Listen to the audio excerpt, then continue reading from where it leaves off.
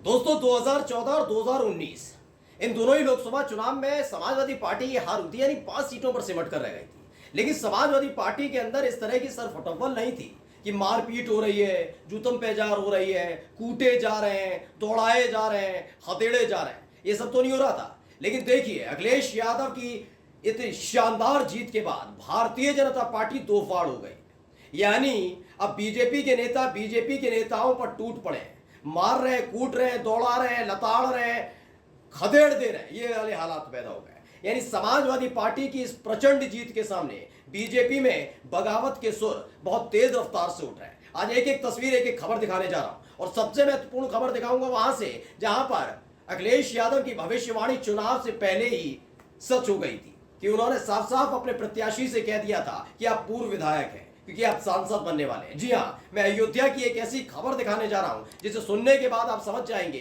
कि अखिलेश यादव समाजवादी पार्टी की इस प्रचंड जीत के बाद भारतीय जनता पार्टी के हालात क्या है। नमस्कार, मैं हूं प्राज्वल गौतम और आप देख रहे हैं न्यूज सर्किल। दोस्तों, आपको तो पता ही है, अखिलेश यादव का एक बयान आया था। दरअसल वो अयोध्या गए थे। अयोध्या में जाकर उन्होंने अवधेश प्रसाद के लिए, जो उनके समाजवादी पार्टी के प्रत्याशी भी हैं, पूर्व मंत्री भी रह चुके हैं, अखिलेश सरकार में मंत्री भी रह चुके हैं, उनके लिए एक प्रचार कर रहे थे। प्रचार करते करते इंट्रोडक्शन दे रहे थे अवधेश प्रसाद का। उन्होंने कहा पूर्व मंत्री, समाजवादी पार्टी के वरिष्ठ नेता और पूर्व विधायक। जैसे वो पूर्व विधायक कहते हैं वैसे ही अवधेश प्रसाद उन्हें रोकते हैं कि मैं पूर्व विधायक नहीं, वर्तमान विधायक हूं। इस पर अखिलेश यादव कहते हैं पूर्व विधायक इसलिए क्या कहा है क्योंकि आप सांसद बनने वाले हैं। इस पर जोरदार तालियां बजती हैं। उन तालियों को बड़े हल्के में बीजेपी ने ले लिया था, क्योंकि अयोध्या में राम मंदिर के नाम पर माहौल बनाने की कोशिश और सिर्फ अयोध्या के नाम पर पूरे देश के हिंदुओं को, पूरे देश के चुनाव को केंद्रित करने की कोशिश बीजेपी, मोदी और शाह कर रहे थे। लेकिन देखिए, जिस अयोध्या पर पूरा दारोमदार छोड़ दिया गया था कि इसी की बदौलत, राम मंदिर की बदौलत, अयोध्या की बदौलत हम 400 पार कर लेंगे, वहां 240 सीटों पर अटक गए। तो वहीं अयोध्या में बड़ा बुरी तरह से हारे। मैं अयोध्या की वो खबर आपको दिखाऊंगा, लेकिन उससे पहले आप ये खबर दिखाने जा रहा हूं कि कैसे मारपीट की जा रही है। पहले ये तस्वीर देखिएगा। इस तस्वीर में आपको नजर आ रहे होंगे, ये बीजेपी के कार्यकर्ता हैं, आपस में मारपीट कर रहे हैं, कुटाई हो रही है, एक दूसरे पर लात घूसे बरसाए जा रहे हैं, और ये सब हो रहा है सिद्धार्थ नगर में। दरअसल दावा किया गया कि सिद्धार्थ नगर में बीजेपी की एक बैठक हुई जो हार की समीक्षा कर रही है कि हारे कैसे। इसी दौरान आरोप लगाए जाने लगे कि योगी आदित्यनाथ की सरकार ने बीजेपी का सपोर्ट नहीं किया, इसीलिए हार हुई है। इस पर दो गुट आपस में भिड़ गए और वहीं पर नेताओं के सामने मारपीट की गई। बताया गया सतीश द्विवेदी और जगदंबिका पाल, सतीश द्विवेदी क्योंकि योगी सरकार में मंत्री रह चुके हैं, तो ऐसे में वो प्लस जगदंबिका पाल के जो सांसद हैं, दोनों के समर्थक आपस में भिड़ गए, बहुत मारपीट की आपस में। यानी कि बीजेपी में बड़ा जबरदस्त टकराव देखने को मिल रहा है। लेकिन अयोध्या की जो खबर है वो हैरान करके रख देगी। सबसे पहले मैं वो खबर दिखाने जा रहा हूं। देखिए, एबीपी न्यूज ने इस खबर को छापा, लिखा सूत्रों के हवाले से अयोध्या से बड़ी खबर, दो मंत्रियों के सामने तीखी नोकझोंक सूत्र, बीजेपी की हार की समीक्षा के दौरान नोकझोंक, महंत राजू दास और डीएम के बीच झड़प, ये सूत्रों के हवाले से खबर है। इसे अभिषेक उपाध्याय ने लिखा है। क्या लिखा है विस्तार से मैं आपको बता देता हूं। एबीपी न्यूज पर बड़ी खबर, यूपी में अधिकारी बनाम बीजेपी की लड़ाई में हदें पार हुई है। अयोध्या में बीजेपी की समीक्षा के दौरान देर रात हंगामा हुआ और हाई प्रोफाइल झड़प हो गई। योगी सरकार के दो कैबिनेट मंत्रियों के सामने डीएम अयोध्या नीतीश कुमार और हनुमानगढ़ी के महंत राजूदास के बीच हुई तीखी नोकझोंक। योगी सरकार के कैबिनेट मंत्री सूर्य प्रताप शाही और जयवीर सिंह की मौजूदगी में झड़प हुई। राजूदास अयोध्या के प्रभारी मंत्री सूर्य प्रताप शाही से समय लेकर हार पर अपना फीडबैक देने पहुंचे थे। उस दौरान डीएम अयोध्या नीतीश कुमार मौके पर मौजूद थे। वो राजूदास के प्रशासन के खिलाफ दिए गए बयानों से बेहद नाराज थे। उन्होंने राजूदास के साथ बैठने से इनकार कर दिया। दरअसल राजूदास कौन है, पहले ये समझिएगा। दरअसल राजूदास को लोग कहते हैं हनुमानगढ़ी के मानते, मैं नहीं मानता। उसी दिन से मैंने उन्हें महंत मानना बंद कर दिया था, और खासकर हनुमानगढ़ी का, जहां से मेरी आस्था जुड़ी हुई है। राम मंदिर को मानता हूं मैं, अयोध्या में हनुमानगढ़ी को मानता हूं मैं। जब राम मंदिर गया मैं हनुमानगढ़ी भी जाता हूं।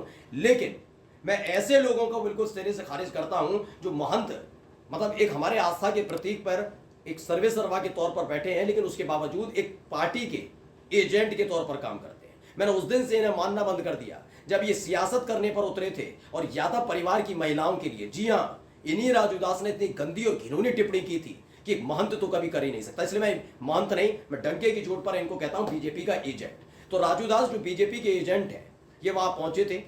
अब सोचिए, कांग्रेस ने नहीं बुलाया या फिर समाजवादी पार्टी के उसमें नहीं जा रहे, ये बीजेपी की हार की समीक्षा में राजूदास पहुंचते हैं। क्यों पहुंचते हैं भाई? आप बीजेपी के एजेंट है ना। फिर सोचिए, आप एक धार्मिक स्थल पर बैठकर, जहां से कई लोगों की जुड़ी हुई आस्था, वहां बैठा हुआ व्यक्ति भी पार्टी पॉलिटिक्स का एक राजनीतिक दल का एजेंट बनकर बैठा हुआ है। ये देश में हो रहा है। खैर, ये उनकी आस्था है, उनका तरीका है। लोगों ने कैसा उन्हें लताड़ा भी है, इस लोगों ने देख लिया। इतना बड़ा हनुमानगढ़ी से करोड़ों लोगों की आस्था जुड़ी है, फिर भी अयोध्या में बीजेपी हार जाती है, जबकि हनुमानगढ़ी का महंत बीजेपी का एजेंट है। फिर भी सोचिए।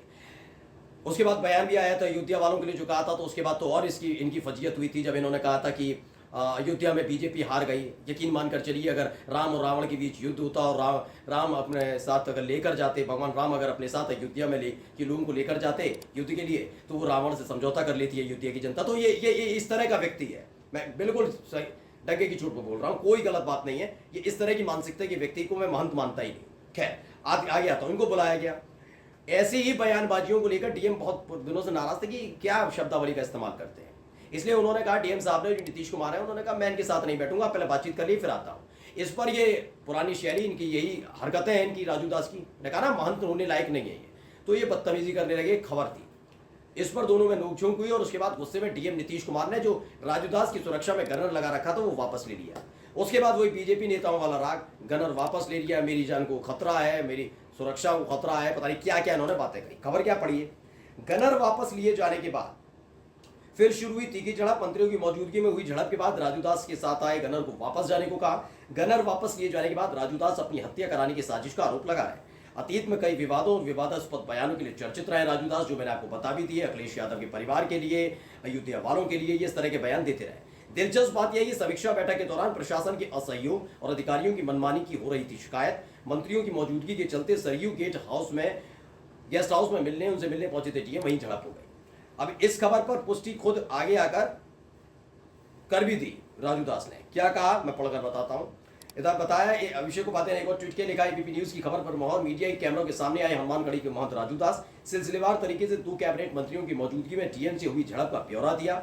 गनर छीने जाने की बात भी बताई, अपनी हत्या की आशंका जताई, अधिकारियों को समाजवादी मानसिकता का कहा।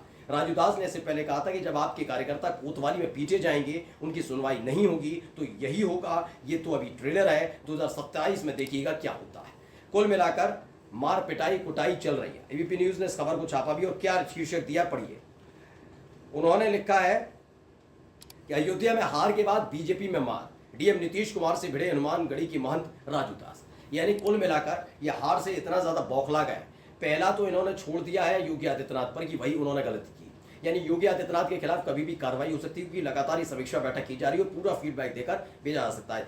अब तक तो दबाव डाला जाए कि योगी आदित्यनाथ खुद इस्तीफा दें। खबर यह भी है कि अगर वो खुद इस्तीफा नहीं देते हैं तो दबाव बनाने से ज्यादा एक बड़ा कदम भी उठाया जा सकता है, क्योंकि संघ ने उनका साथ नहीं दिया है। योगी आदित्यनाथ इस समय अकेले हैं। कुल मिलाकर ये सारा खेल सिर्फ योगी आदित्यनाथ को हटाने के लिए है। वहीं अखिलेश यादव की इस प्रचंड जीत के बाद बीजेपी धराशायी हो गई है। नमस्कार।